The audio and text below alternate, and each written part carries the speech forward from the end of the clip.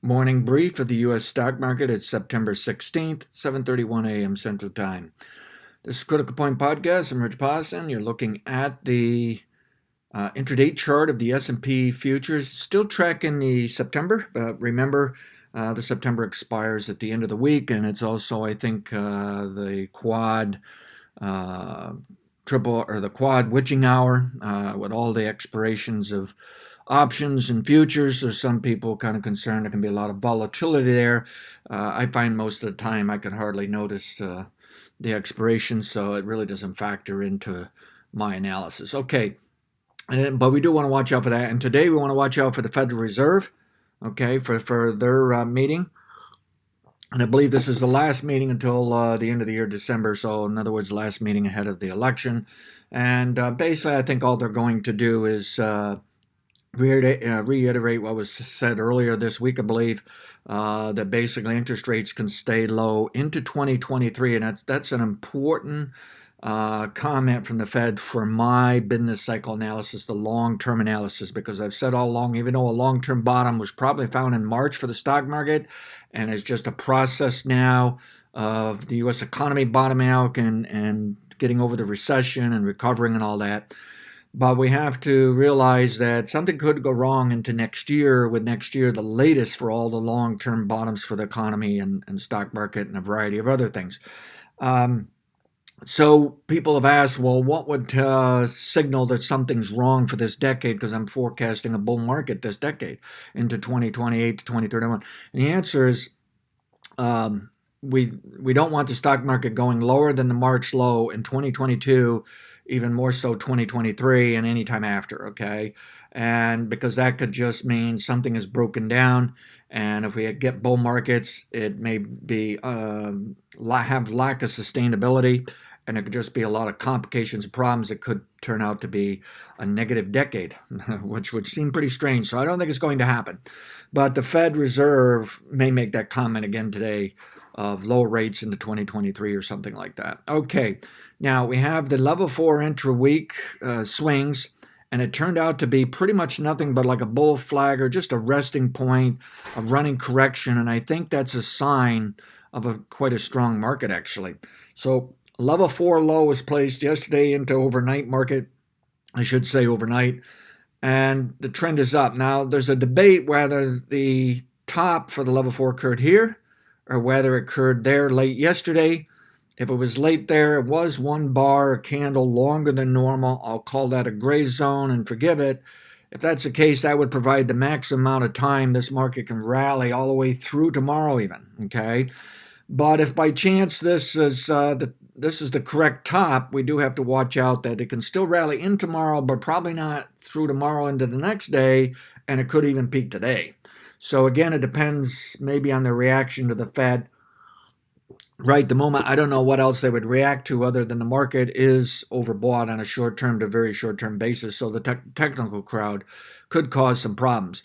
Now, we also see the market is trying to break through this horizontal trend line drawn from what I think is one of the more significant level 4 interweek tops within the level 3 downtrend.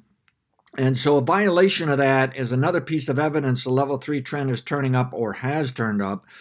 Unfortunately, we also have to start looking for that level 3 top. But at the same time, it's also a bit of evidence that the larger level 2, level 1 trends are turning up into November. So I don't know how to deal with this overbought condition. It can consolidate here on us. It can pull down into sometime on the 18th into Friday. It can come down into Friday and then up, that kind of scenario.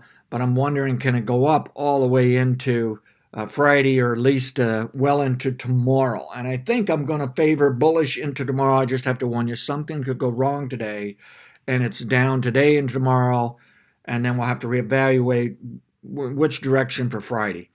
Now, another thing that can occur is when it triggers this level 4 high, it will create some critical point objectives that can put it offer 34.95 to 35.39. And then we just, in terms of this little overnight consolidation and then breakout, we've got some new objectives at 34.46 to say 34.61. So you can come up with all this stair-stepping of all sorts of objectives on the way up. So as normal, I don't view picking price targets really as that useful. I prefer to just look at the patterns. And right the moment the pattern's saying the trend is up or the swing is up this week, but we have to be concerned. There will be some level 4 pullbacks at some point, during the week. So now let's zoom out with the daily.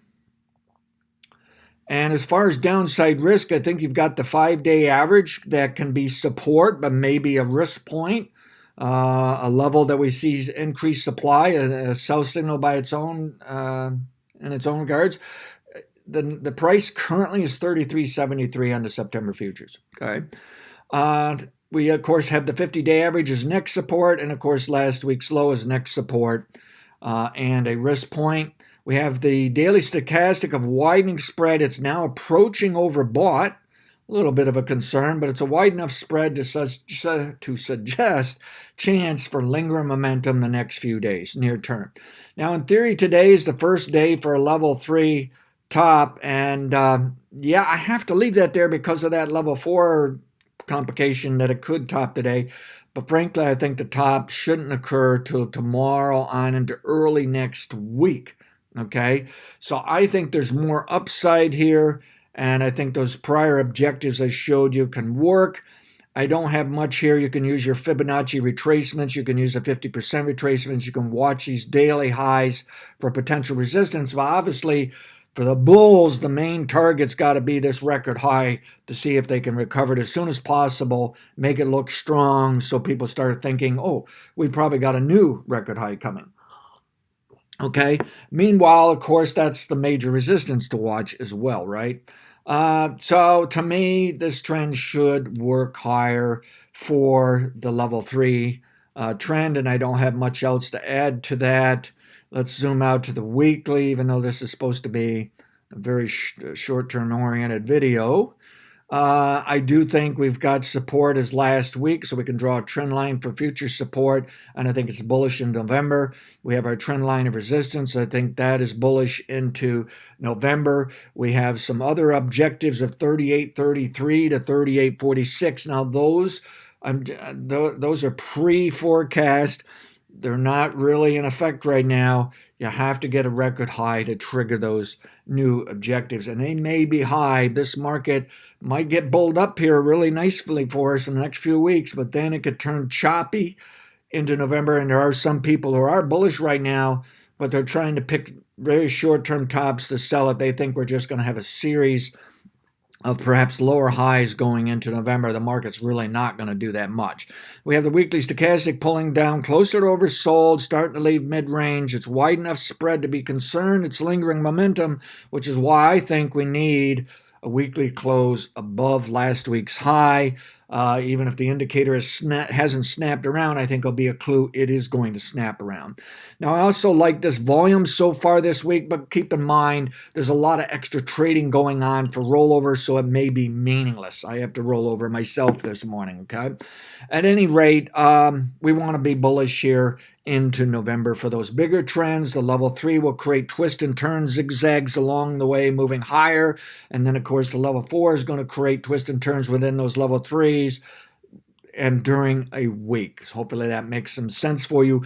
For the long-term investor, and I'll try to do I might do an early weekly update here.